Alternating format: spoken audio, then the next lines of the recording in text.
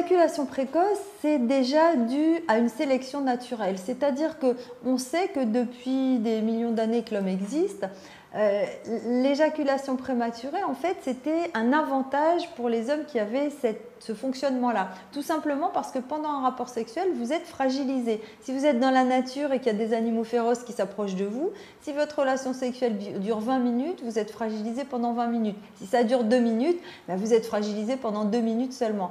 Donc, la nature a sélectionné les hommes qui avaient tendance à avoir un orgasme, une éjaculation plus rapide. C'est pour ça qu'il y a beaucoup d'hommes qui sont actuellement embêtés par le problème, mais au départ, c'est plutôt un avantage naturel. Alors donc, il faut savoir que cette éjaculation précoce est en grande partie génétique. Comme certaines femmes ont génétiquement une capacité à avoir un orgasme rapide et d'autres une capacité à avoir un orgasme très lent. Ce n'est pas seulement le comportement qu'on a et le psychisme qu'on a.